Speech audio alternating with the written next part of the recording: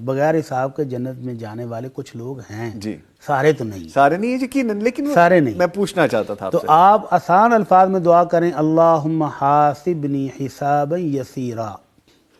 ام المومنین عائشہ رضی اللہ عنہا نے فرمایا اللہ کے رسول قرآن مجید میں تو آتا ہے کہ اللہ بڑا حساب آسان لے گا، جی اور دوسری طرف یہ سوال جواب بھی، مناقشہ بھی، تو یہ کیا مسئلہ ہے؟ جی تو آپ نے فرمایا عائشہ جس سے سوال جواب ہو گئے نا جی جی کہ تم نے یہ کام کیوں کیا، یہ کیسے کیا، یہ کیوں نہیں کیا، تو وہ تو گیا.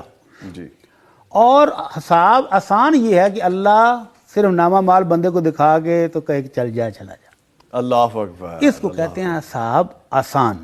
تو ہماری خواہش بھی یہ ہے کہ اللہ آسان حساب لے لے، ہے، تو بالکل اس کے لیے دعا یہ ہے اللہم حاسبنی پڑھوائیں نا سر، میں ساتھ ساتھ پڑھوں گا.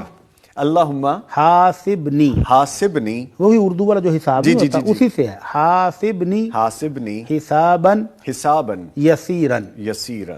تو روانی سے پڑھیں اللہم حاسبنی حساباً یسیرا، اللہ آسان حساب فرما لے. تو وہ جو بغیر حساب کے جنت میں جانے والے ہیں ان کی کچھ صفات بھی اللہ کے نبی نے بتائی ہیں. جی بالکل. آپ نے فرمایا میری عمر سے 70,000 لوگ، اور ایک روایت میں ہے کہ ہر بندے کے ساتھ 70,000 میں، یہ مطلب 4 ارب 90 کروڑ لوگ بغیر حساب کے جنت میں جائیں گے. تو صحابہ کہتے ہیں ہم ساری رات سوچتے رہے کہ یہ کون خوش نصیب ہوں گے. اپنے ماضی کے حالات دیکھتے تھے کہ ہم زمانہ جاہلیت میں یہ کرتے تھے، یہ پھر کہنے لگے کہ یار ہماری اولاد تم پیدا ہی مسلمان ہوئی ہے، یہ ہو سکتے ہیں. صبح جب ہوئی تو آپ سے پوچھا کہ اللہ کے نبی ہم تو ساری رات سو نہیں سکے کہ یہ کون خوش نصیب ہوں گے. تو آپ نے فرمایا یہ وہ ہوں گے جو کسی کو نحوست منحوس نہیں کہتے، کسی چیز میں نحوست نہیں ڈھونڈتے. فلاں گزرا تھا اس کا سایہ پڑ گیا تو یہ ہو گیا، میرا دکان پر فلاں آیا، صبح صبح فلاں سے ملاقات ہوئی تو یہ، اس طرح کی نحوست والی باتیں نہیں کرتے، اللہ پر توکل رکھتے ہیں. اور جو وہ پرانا ایک علاج تھا زخموں کو گرم سلائی کے ساتھ داغ لگا کے علاج کرنا، وہ علاج بھی نہیں کرواتے ہیں. چوتھی چیز تھی وہ اپنے رب پر توکل کرتے ہیں، نہ تو وہ نحوست ڈھونڈتے ہیں کسی چیز سے، اور نہ ہی وہ ان صلاحوں کے ساتھ. ہاں تیسری چیز ہے دم نہیں کرواتے، صبر کرتے ہیں. صبر کرتے. کوئی بیماری آ جائے تو دم نہیں کرواتے. اچھا. وہ کہتے ہیں جی اللہ کی رضا ہے، تکلیف آ رہی میں اس کو برداشت کرتا ہوں تاکہ اللہ مجھے ان خوش نصیبوں میں شامل کر لے. اور چوتھی ہے کہ وہ اللہ پر توکل کرتے ہیں، بھروسہ کرتے ہیں زندگی کے ہر معاملے میں.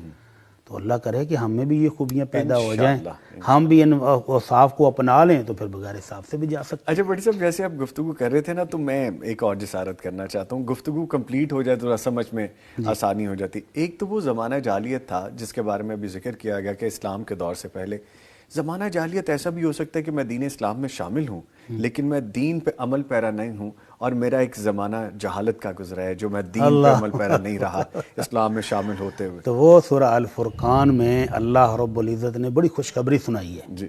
فرمایا الا من تاب و آمن و عمل عملا صالحا، کہ جو بندہ ایمان لائے نا پھر توبہ کر کے نیک عمل کرنے شروع کر دیتا ہے، فَأُولَئِكَ يُبَدِّلُ اللَّهُ سَيِّئَاتِهِمْ حَسَنَاتٍ وَكَانَ اللَّهُ غَفُورًا رَحِيمًا.